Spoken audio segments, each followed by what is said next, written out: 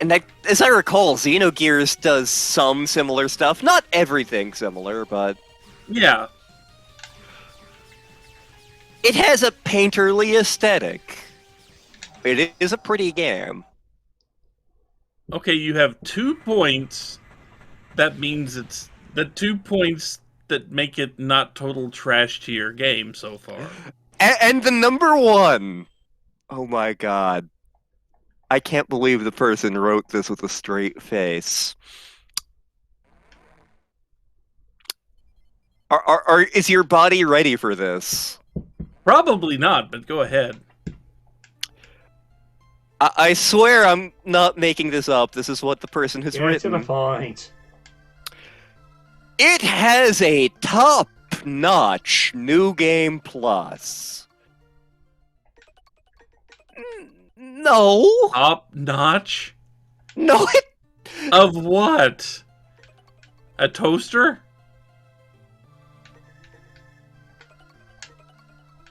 No. Chrono Trigger had a top-notch New Game Plus. Chrono Trigger was the innovator for New Game Plus. Chrono Cross wiped its ass with that.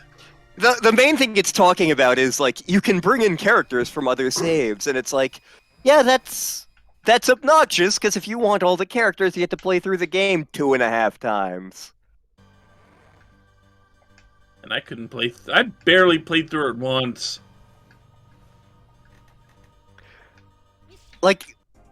Like I feel Star and I really do want to stream or LP it. We do, just because we want to see what people think. Well, like I'm more forgiving of the game than you are, but that's not saying very much.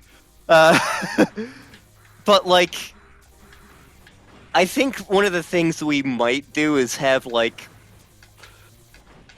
either the people we're playing with or people in chat or something make the decisions about what characters we get.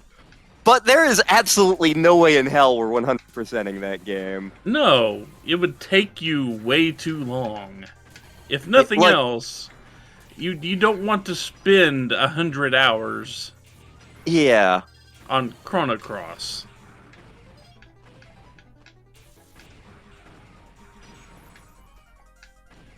Like Grandia, by the last third of it, I was so sick of the game.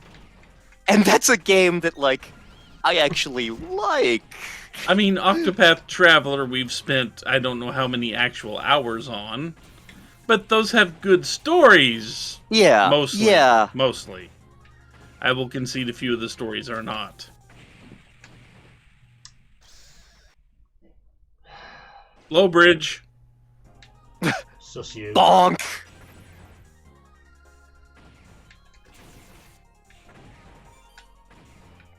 In which Zero just reenacts Lantern in real life. Bonk! That day that we were doing the, Trolls event at work, I can't remember why we were doing that, but, like, one of our marketing people got my hair up in troll style, and that was when my hair was even shorter than it is now. I had so much trouble getting in and out of the fridge because my hair was too tall.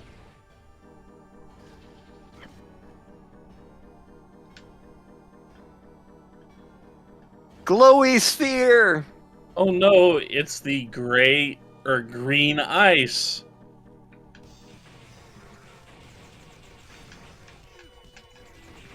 Sadly, not an actual color of ice in Shadowrun. I should get more into Shadowrun. You know, I would agree with you, but the original system for Shadowrun is kind of ass. Don't get me wrong, I love it, but there are problems with it. I like the setting more than I probably would like the actual mechanics for the RPG. That's the main thing. Because to do anything in the original Shadowrun, you roll die sixes. Yeah, and only die sixes. The BattleTech tabletop RPG is kind of like that. I think they've tweaked it a little since then, but like the battle, so like BattleTech has like the war game, but it also has tabletop RPG among other things. The tabletop RPG is made of ass. Character creation, you need like 5 spreadsheets and like a week to make a character, and chances are, depending on which era of the game you're playing, your character's not going to remotely do what you want him to do. But no, in Shadowrun, when you're making your character, you get skills, and you spend points to make those skills stronger. To where, and if you do it right, you will get skills that have powers of 20 or so. So whenever you make a skill check, you roll your skill number and die 6. Mhm. And then, if you roll 6s and 1s, you have to re-roll them.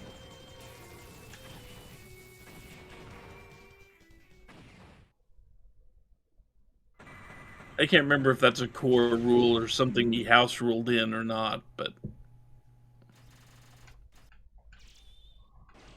So the BattleTech tabletop RPG in like the more recent editions went into a point buy system. Thank God.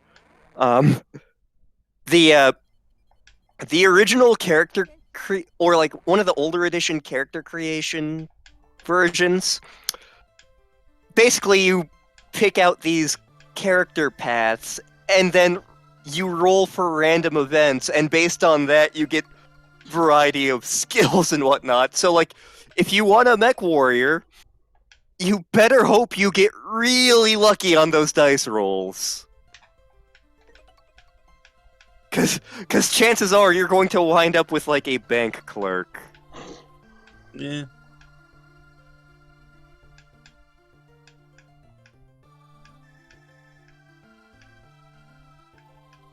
Still enjoying watching the snow fall. I can't see outside from where I am. Yeah, I'm literally right next to my window, which... Well, I should probably fix the insulation on my window, but I don't care that much. There have been times where, like, I've looked at my window and there is frost forming on the inside, and it's like, oh, okay. This is fine. See, I've put my, I put bookshelves in front of the window in here. There is a window in this room, I just put bookshelves in front of it.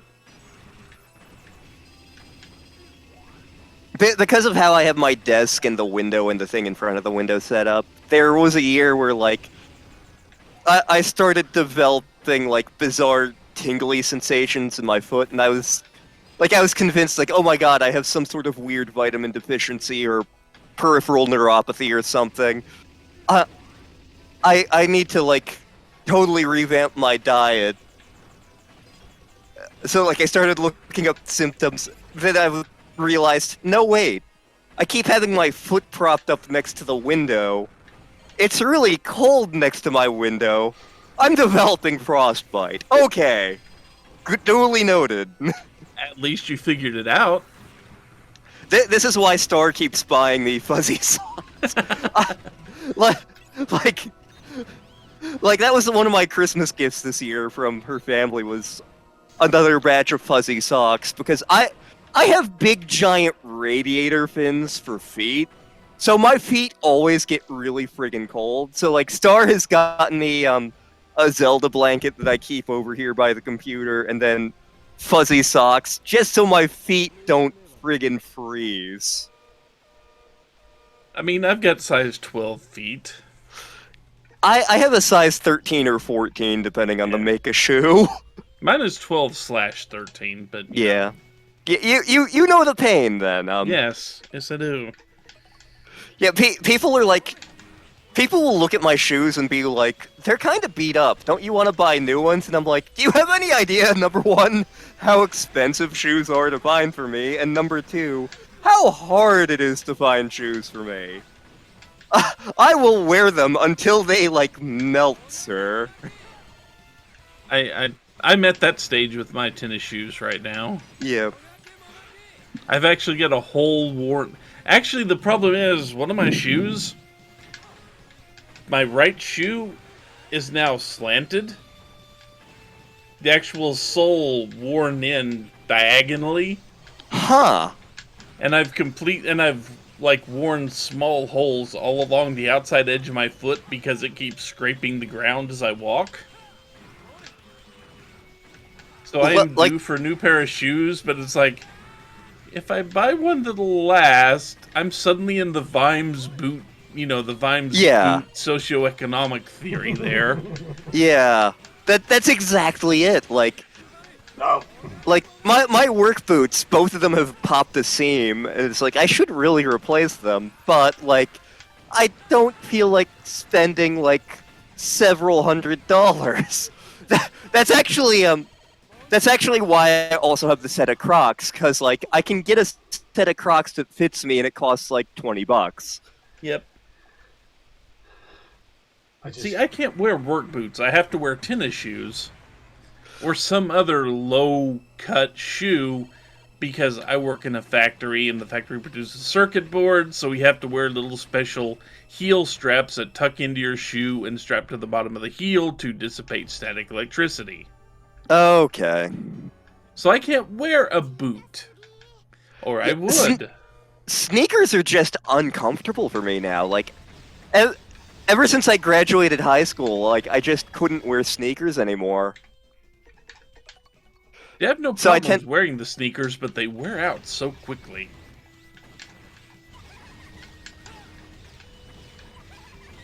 And here we're fighting Flame Prawn again.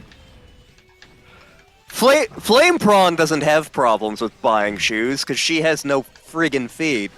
Yeah. I was about to go, well, you two are going on about that. I'm here doing this. And actually, I've gone full on elf abusement. I have a feeling if you played one of these games and we actually did take it seriously, you'd ask what was wrong with us. Yeah. True. It would be like that one episode of C-Lab 2021 where they just basically did a redub of one of the classic C-Lab episodes. Like, I caught that episode and I was like, what the hell is happening right now? Aren't they all redubs because the original series just didn't work out, so they went for the piss take version instead? There was one episode where they just did a straight redub of one of the classic episodes, and just because somebody asked them, like, why don't you just do a straight redub of the show? It wasn't that bad, right? And you watch it, and it's like so boring. And like the only thing that they made different from the classic episode was at the end of the episode they blow up the C-Lab, because of course they freaking do. Why is it That's like every other episode, though. Yep. Why is it the line that comes to me from C-Lab is, do you want the mustache to stay on or off? Off. Tough is staying on. Too bad! Yes. See, my brother's favorite line from the show, one of the characters is, like, murdering off all of the other characters for insurance money, and so it just winds up being Sparks and Captain Murphy, and, Captain Murphy's like, it's great that we have all this money. I get to lounge in this bathtub. You mean it's great that I have all this money? And Sparks pulls out a toaster, and Murphy's like, oh! Yep. Welp, see you in hell then!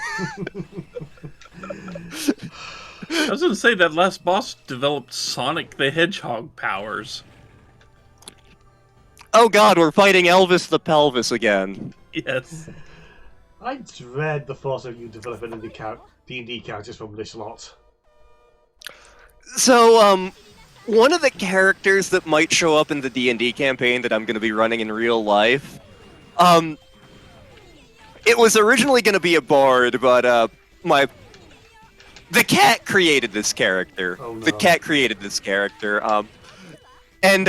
like, beforehand I was like, look, I know you're a min-maxer, just make sure your characters are balanced. I'm not going to be able to tell if they're balanced or not, so I'm putting you on honor code here, man. So, he messages me on Facebook with this concept for a character. It was originally going to be Bard. I think it got reworked into a sorcerer. It's using a homebrew skeleton race. He gave it Perform because he wanted this. It uses its ribs as a xylophone. Saw that coming. And its name is Pelvis Wrestling. Like, he sent me this, and I haven't even looked at... He didn't send me the character sheet, he just sent me the name and the concept.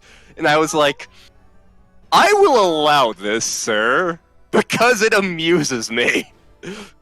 I think Blackjack objects. Yeah, Blackjack is leaning right into the microphone for those meows.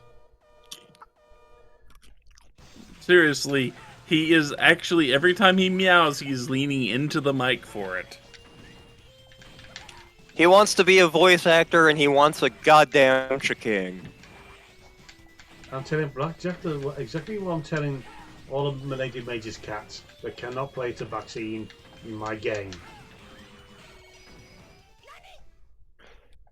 They cannot play anything in my game. They don't have the pause to roll the dice. I don't know, my cat has succeeded in rolling my dice around a few times.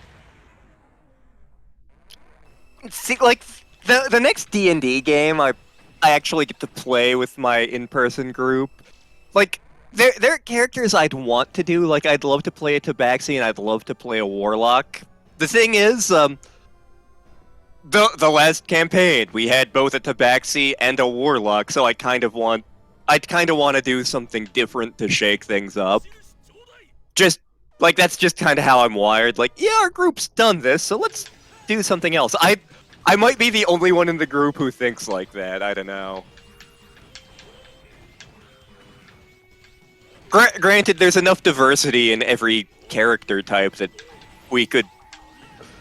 Like we could have the exact same classes in the next game and still have them be play very different mechanistically. Especially with the new rules about how stat points are allocated. Yeah. Considering now, if you use the new rules, it's like, well, you don't have set allocations. You just get a +2 and a +1 to put where you want. Yeah. Like I both love and hate that. Just because, like, on one hand, it's like, I can play basically any race with any class I want. On the other hand, it's like, but I'm so used to, like, Dwarf being the chonky boy, you know? You can still make Dwarf the chonky boy if you want to. Yeah, that is true. God damn it, why are you back? Go back to hell! If I'd have had that rule, my Teenage Mutant Ninja Turtle would have had bonuses to dexterity instead of strength.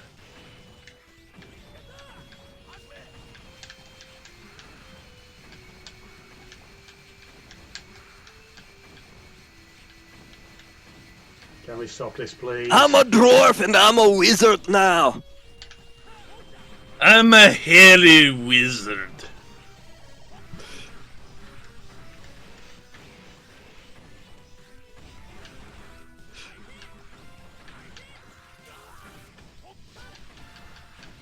I have concerns if I ever dare to try to run the Dragon Age system with the group. You saw my Let's Play, right? That's my concerns. I don't remember much of Dragon Age, because most of the times I've experienced it, I've been drunk, because it was when I was hanging out with my buddy Ed. but what I remembered, I felt was cool, so... This comes down to, if I really play that system, I probably have to play the Prejudice as well. Admittedly, the Saturday Hours does have its Prejudice at work there, but it ain't as major as it is in Dragon Age. No, but if you ever go back and look at my Let's Play of Dragon Age, I played a dwarf noble who basically made all the jackass choices. I love it. If I remember, it was remarks. I think it was Elizabetta, who just basically wanted to see you do Dragon Age 2 the same way. Which couldn't be done.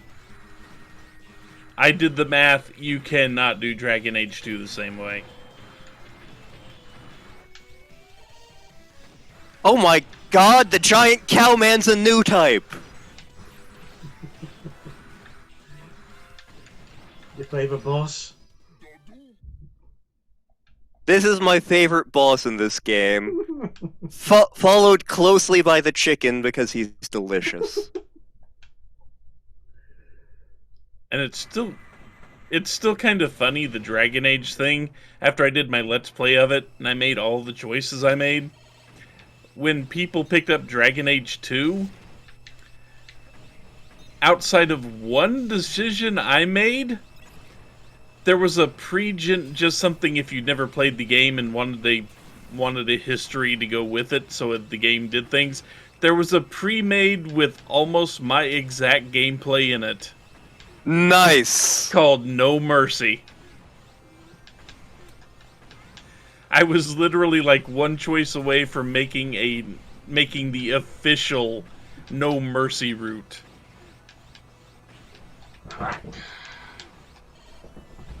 I hate this room. Yeah, I can see that. This is not a fun room. Seriously, like, this is supposed to be a space station that, like, people operate, right? Yeah. Why is this room here? How would a normal person get through this room? Grappling hook! No? Okay. Is grappling hook now standard issue? It better be if you have this room.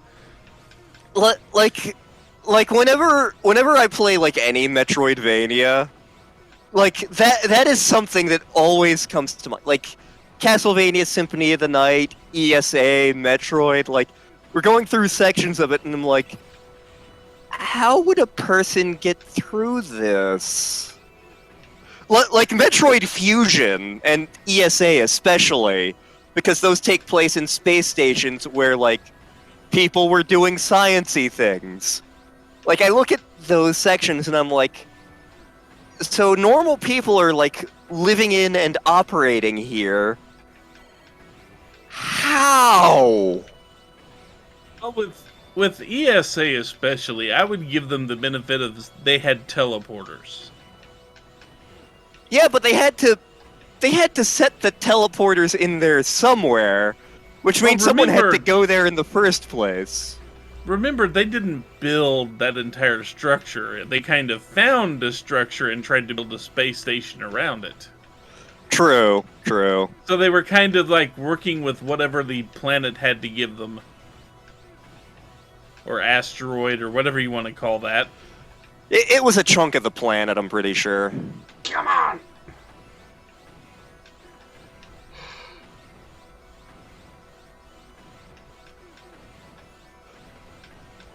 I hate this area. I'm tempted to send you some of the alternate endings, or even just the one LP of it that I really...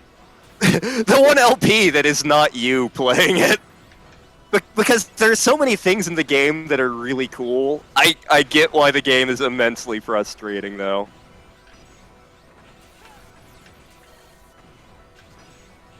We're still waiting on Baba as you. You let's play with the camera on your face. I've played some of Baba as You. I do like it. I think it's really clever. I'm also really bad at it. All the better. And Baba Is You, I streamed a 100% run of that game. That is a sword. We are fighting Dr. Swordopolis. Wait, what? Why are we fighting Dr. Swordopolis?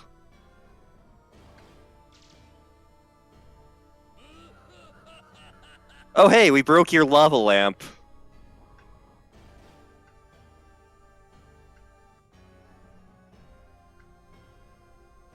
So if you can't die, hear me out, what happens if we cut your body into 8 or 9 pieces and ship them pieces off to the darkest corners of the universe.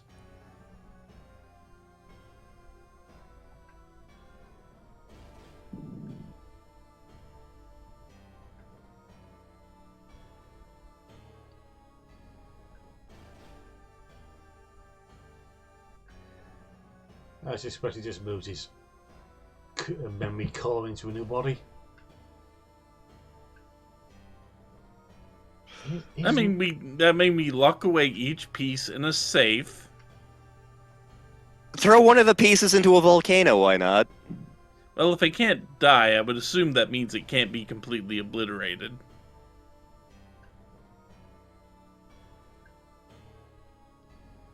The thing is, the Red Boys did not start that war. We've already discussed this. Riley started that war. So nothing else escalated it.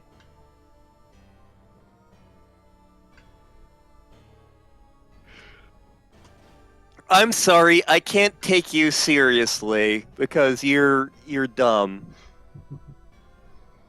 Seriously, give me some monofilament wire. We'll see how many pieces we can cut this guy into and ship them all to different parts of the universe. So there's a novel I enjoy. Secondhand Curses. It's basically reimaginings of various fairy tales. You've got these three characters in a fairy tale world going out and they're kind of like the Bastard Smalls. In fact, their name is the Bastard Champions. But they go from town to town righting wrongs for money. The team consists of and I'm going to spoil some things for the book with this. The daughter of the Beast from Beauty and the Beast, Jack from Jack and the Beanstalk, and Frankenstein's monster. The first story in the book is they get hired by Cinderella because, like, it's the tail end of the Cinderella story, and it turns out the bargain she made with the fairy is that, like, oh, she gets to live happily ever after with the prince, but once they get married, the fairy will take me off to be a slave forever. So the way they end up solving this problem is, like, they catch the fairy, and the fairy is immortal, but they end up chopping the fairy into bits, putting the bits in different small iron cages, and burying them. Yeah. Yeah. If they're immortal. Also, that guy totally was compensating for something with that sword placement. Yep. And he had the Knights of the Round materia equipped, I say. Yeah.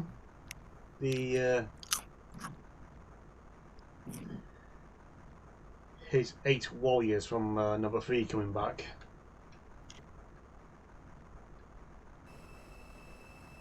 Now, I've mentioned this before. It says everyone called, well, basically this lot basically calls Zero the hero. And this comes to the point of where Zero says, "No, I'm not a hero." Good, bad, I'm the guy with the gun. Yeah. Good, bad, I'm the guy with the saber. I ain't that good. The one thing I remember from Firefly, they say that mercy's the mark of a great man. Stab. Guess I'm just a good man. Stab. Oh, I'm all right. Stab. You know, Sindig was actually the inspiration for the third session of the Bastard Smalls. Just no duels happen for the Smalls. Yeah. Here it comes.